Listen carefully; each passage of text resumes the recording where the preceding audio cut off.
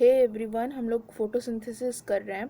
तो फोटोसिंथेसिस में एक्सपेरिमेंट्स वाला पार्ट है। जैसे कि हम लोग क्या जानते हैं, फोटोसिंथेसिस के लिए कार्बन डाइऑक्साइड ज़रूरी है, फोटोसिंथेसिस के लिए सनलाइट का होना ज़रूरी है, फोटोसिंथेसिस के लिए क्लोरोफिल का होना ज़रूरी है। तो ये सब चीज़ हम लोग को पता कैसे चला? कोई एक्सपेरिमेंट तो हुआ होगा ना इन सब चीज़ों पे।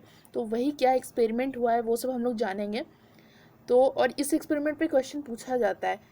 एक्सपेरिमेंट दे रखा रहता है, उसके अंदर से पिकअप करके क्वेश्चन आया आता है एग्ज़ाम में। तो इसीलिए एक्सपेरिमेंट्स को ध्यान से देखना, ध्यान से समझ लेना। एक बार समझ लेने से हो जाएगा, ऐसा कोई दिक्कत नहीं है एक्सपेरिमेंट में। तो अब एक्सपेरिमेंट एक एक करके देखने से पहले थोड़ा सा एक्सपेरिमेंट का एक हिस्सा है जो बार बार रिपीट करना पड़ता है, जो है कि रिमूवल ऑफ स्टार्च। तो removal of starch her section में एक एक करके बताने से अच्छा है कि पहले उसको बता दिया जाए कि रिमूवल ऑफ स्टार्च क्या चीज़ है, ये चीज़ एक्सपेरिमेंट में यूज़ होने वाला है। इसीलिए पहले ही बता दिया जा रहा है कि डी स्टार्चिंग या फिर रिमूवल ऑफ स्टार्च क्या चीज़ है। तो हम लोग क्या करते हैं सिंपली, जब हम लोग इससे पहले वाले लेक्चर में पढ़े थे ना कि प्लांट ग्लूकोज फॉर्म करता है और ग्लूकोज को तुरंत ट्रांसपोर्ट नहीं कर पाता है, तो वो क्या करता है, उसको टेम्परेली स्टार्च के फॉर्म में कन्वर्ट कर देता है। और फिर लास्ट में जब पहुंच जाता है जहाँ पे उसको पहुंचना होता है, खासकर पोटैटो में जब उसको खाना को स्टोर करना, तो स्टार्च के फॉर्म में स्टोर करता है। तो फिर इसीलिए हम लोग क्या कर रहे हैं, पहले डी स्टार्च करेंगे, मतलब जो भी स्टार्च पहले से पेड़ के अंदर स्टोर है उसको ख़त्म करेंगे। तो उसके लिए हम लोग क्या करना होगा, उसके लिए हम लोग को पेड़ को अंधेरे रूम में 1 या 2 दिन के लिए छोड़ना होगा। इससे क्या होगा कि अंधेरे में छोड़ दिए, फोटोसिंथेसिस हो नहीं रहा है, नया खाना बन नहीं रहा है, तो जो स्टोर्ड फूड है, स्टोर्ड फूड किस फॉर्म में होता है, स्टार्च के फॉर्म में होता है, तो प्लांट वो यूज़ करेगा। तो इस तरीके से स्टार्च खत्म हो जाएगा। तो a destarched plant is one whose leaves are free from starch. तो डी स्टार्च प्लांट ऐसे प्लांट्स होते हैं जिनके लीफ में स्टार्च ना हो। ओके, अब यहाँ पे इसी इसी प्रोसेस को ज़रा हम लोग थोड़ा और देखते हैं कि डी स्टार्चिंग के बाद और क्या क्या होता है। हम लोग स्टार्च बोल तो दिए कि उसको हम लोग रख दिए हैं अंधेरा में 1-2 दिन के लिए, तो उसका स्टार्च खत्म हो गया, लेकिन कोई प्रूफ है हम लोग के पास कि हाँ स्टार्च खत्म हो चुका है? ऐसा कोई प्रूफ नहीं है। तो हम लोग को प्रूफ चाहिए कि हाँ स्टार्च खत्म हो चुका है। तो उसको हम लोग कैसे प्रूव करेंगे? तो उसके लिए हम लोग आयोडीन टेस्ट करते हैं। ये पता करने के लिए, स्टार्च का पता करने के लिए हम लोग आयोडीन टेस्ट करते हैं। इसमें क्या करते हैं कि सबसे पहले हम लोग जो लीफ है उसको बॉइलिंग वाटर में 1 मिनट तक के लिए रखते हैं। इससे क्या होगा कि सारा सेल्स मर जाएगा। ठीक है, अब सारा सेल्स मर गया, इसका मतलब कि अब वो जो लीफ है वापस से फोटोसिंथेसिस नहीं कर पाएगा।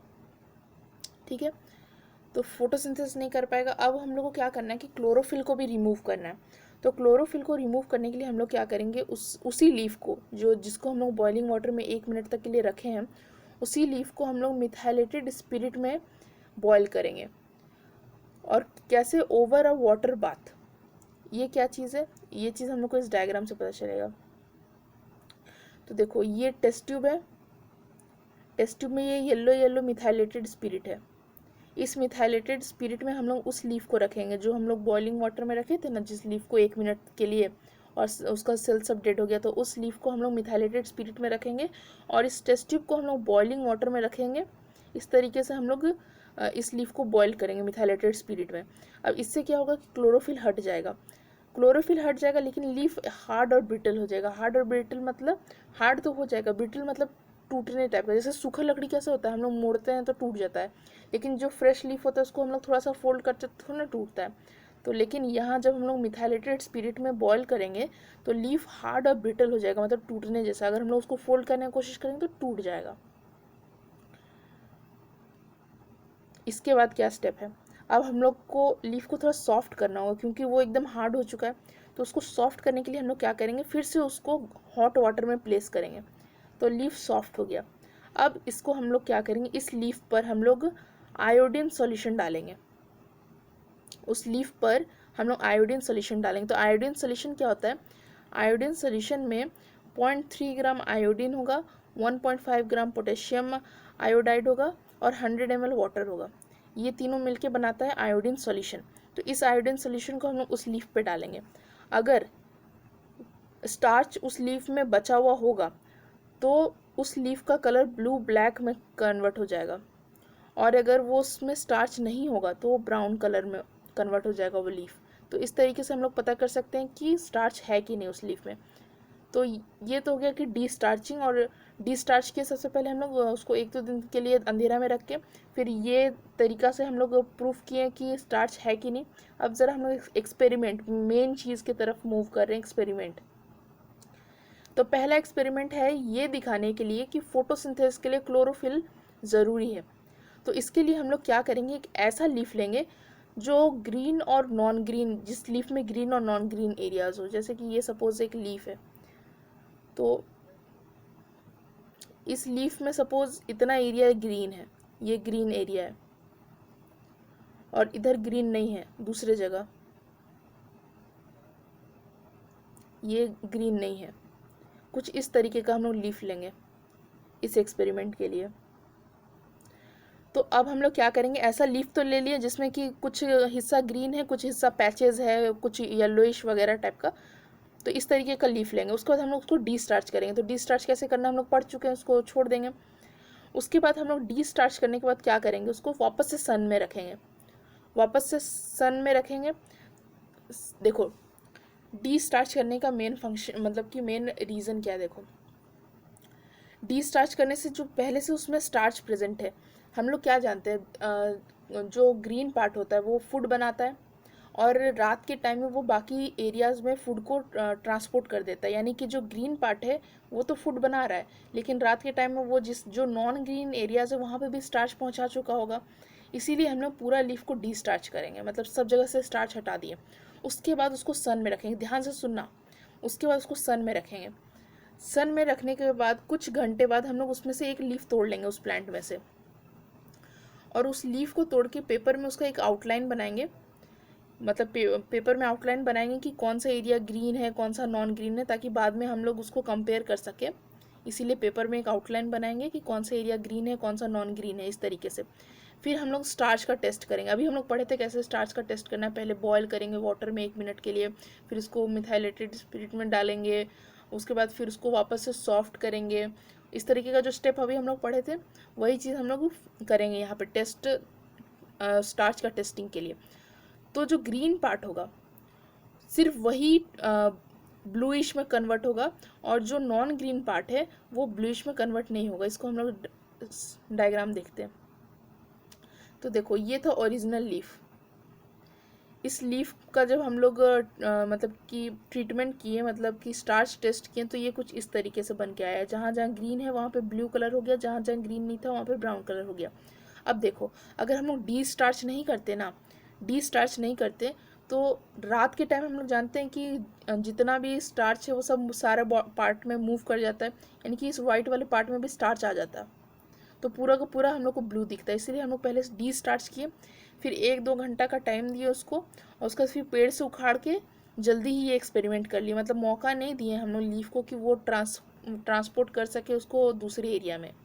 ठीक है, अब ये तो इससे तो ये प्रूफ हो गया कि क्लोरोफिल जहाँ पे होगा फोटोसिंथेसिस वहीं पे होगा। अब नेक्स्ट एक्सपेरिमेंट देखते हैं, सनलाइट, कि फोटोसिंथेसिस के लिए सनलाइट का होना भी ज़रूरी है।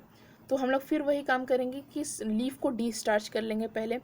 उसके बाद फिर लीफ का एक हिस्सा को हम लोग ब्लैक पेपर से कवर कर लेंगे, और उस ब्लैक पेपर में डिज़ाइन होगा। हम दिखाते हैं कैसा, इस तरीके का हम लोग ब्लैक पेपर यूज़ करेंगे, और लीफ का एक हिस्सा को कवर कर देंगे, और इस ब्लैक पेपर में इस तरीके का डिज़ाइन होगा जिसमें से कि ये ग्रीन पार्ट दिखेगा हम लोग को। उसके बाद फिर हम लोग इस लीफ को सन में प्लेस करेंगे, और कुछ घंटे बाद हम लोग इस लीफ का टेस्ट करेंगे। ठीक है, test the leaf which is covered by black paper for the presence of starch. तो स्टार्च प्रेजेंट है कि नहीं, इस चीज़ के लिए हम लोग फिर वही वाला टेस्टिंग करेंगे, पानी में बॉयल करेंगे, फिर वो जो स्टेप हम लोग पढ़े थे वो सब कुछ करेंगे। तो उसके बाद हम लोग को क्या रिजल्ट मिलने वाला है, हम लोग क्या देखने वाले हैं कि ये जो चीज़ ब्लैक वाले पेपर से कवर था वो ब्राउनिश कलर का है। यानी कि जिस पोर्शन को लाइट नहीं मिला, सनलाइट नहीं मिला, वहाँ पे फोटोसिंथेसिस नहीं हुआ, वहाँ पे स्टार्च का फॉर्मेशन नहीं हुआ है। ठीक है, तो जो ब्राउन कलर है इसका मतलब यहाँ पे स्टार्च का फॉर्मेशन नहीं हुआ है, और ये जो ब्लू ब्लैक कलर का दिख रहा है इसका मतलब इसमें स्टार्च का फॉर्मेशन हुआ है। तो जहाँ जहाँ सनलाइट पड़ा है वहाँ वहाँ स्टार्च का फॉर्मेशन हुआ है। तो फिर 2 चीज़ हम लोग प्रूफ कर दिए, क्लोरोफिल का और सनलाइट का। अब हम लोग तीसरा चीज़ प्रूफ करेंगे यहाँ पे देखो क्या लिखा है, यहाँ पे वही लिखा है कि जो अनकवर्ड पार्ट था वो ब्लू ब्लैक में कन्वर्ट हुआ है। ये चीज़ हम लोग ऑलरेडी बात कर ली है। अब थर्ड एक्सपेरिमेंट देखते हैं कि कार्बन डाइऑक्साइड भी ज़रूरी है फोटोसिंथेसिस के लिए। तो इसमें भी सबसे पहला स्टेप कि हम लोग डिस्टार्च करेंगे लीफ को। फिर हम लोग क्या करेंगे, लीफ का आधा हिस्सा को हम लोग एक कॉनिकल फ्लास्क में इंसर्ट करेंगे। उस कॉनिकल फ्लास्क में पोटेशियम हाइड्रोक्साइड होना चाहिए, और वो पोटेशियम हाइड्रोक्साइड क्या करेगा, कार्बन डाइऑक्साइड को एब्जॉर्ब कर लेगा। तो ये डायग्राम देखो, ये वाला, इसमें हम लोग लीफ का आधा हिस्सा को इस कॉनिकल फ्लास्क में डालें। ये कॉनिकल फ्लास्क में लीफ का आधा हिस्सा डालें, और इस कॉनिकल फ्लास्क में पोटेशियम हाइड्रोक्साइड प्रेजेंट है। पोटेशियम हाइड्रोक्साइड क्या करेगा, जितना भी उस फ्लास्क के अंदर कार्बन डाइऑक्साइड है सबको एब्जॉर्ब कर लेगा। यानी कि लीफ जो अंदर की तरफ है उसके पास कार्बन डाइऑक्साइड, उसके लिए कार्बन डाइऑक्साइड अवेलेबल नहीं है। ठीक, फिर क्या करेंगे हम लोग, फिर लीफ को हम लोग सनलाइट में रखेंगे। ठीक है, मतलब पूरा सेटअप को हम लोग सनलाइट में रखेंगे कुछ घंटे के लिए। फिर हम लोग स्टार्च टेस्ट करेंगे।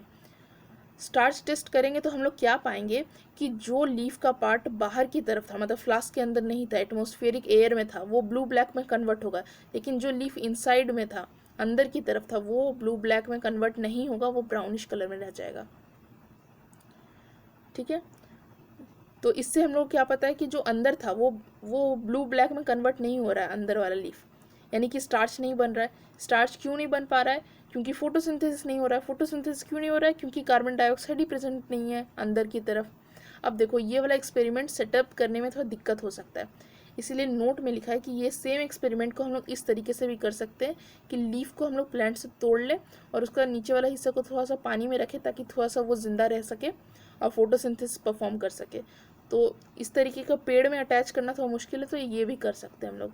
वही दोनों सेम चीज़ ही है, दोनों का जो कॉन्सेप्ट है सेम ही है। अब चौथा एक्सपेरिमेंट, ये एक्सपेरिमेंट ये शो करने के लिए है कि फोटोसिंथेसिस के दौरान ऑक्सीजन बनता है। इसके लिए हम लोग क्या करेंगे, इसके लिए हम लोग कोई वाटर प्लांट जैसे हाइड्रिला हो गया, इस तरीके के प्लांट को हम लोग एक बीकर में डालेंगे जिसमें कि पॉन्ड वाटर होगा। ठीक है, और बीकर में ऐसे नहीं डालेंगे उसको, हम लोग शॉर्ट स्टेम्ड फनल के अंदर डाल के डालेंगे। वो कैसे, देखो ये डायग्राम,